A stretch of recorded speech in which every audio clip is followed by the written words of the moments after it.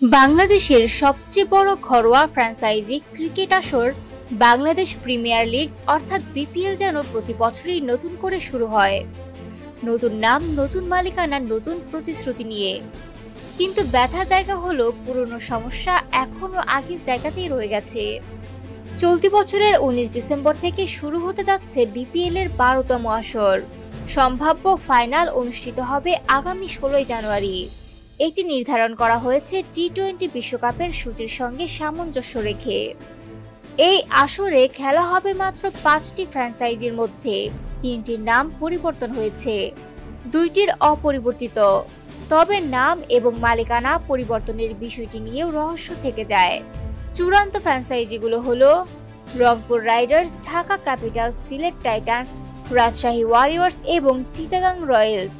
প্রতি বছরই নতুন মালিকানা ও নতুন নাম নিয়ে আসে বিপিএল, কিন্তু খেলোয়াড়দের বকেয়া পরিশোধে বিলম্ব, অসম্পূর্ণ কিট সরবরাহ, আয় ব্যয়ের স্বচ্ছতার অভাব, এসব অভিযোগ যেন নিয়মিত হয়ে গেছে।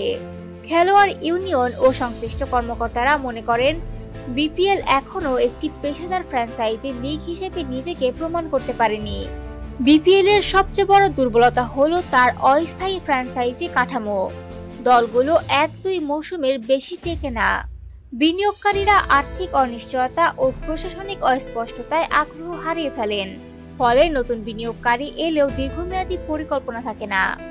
বিসিবি অবশ্য জানিয়েছে এবার থেকে ফ্র্যাঞ্চাইজিগুলোর সঙ্গে সম্পূর্ণ চুক্তি, আর্থিক শর্তাবলী এবং খেলোয়াড় সুরক্ষা বিষয়গুলো লিখিতভাবে নিশ্চিত করা হবে।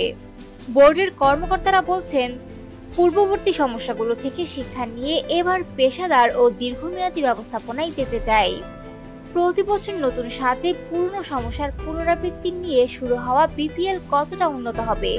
খেলোয়াড়দের আস্থা, দর্শকদের আগ্রহ এবং আন্তর্জাতিক স্বীকৃতি ধরে রাখতে হলে এখনই প্রয়োজন স্বচ্ছতা, জবাবদিহি এবং স্থিতিশীলতা।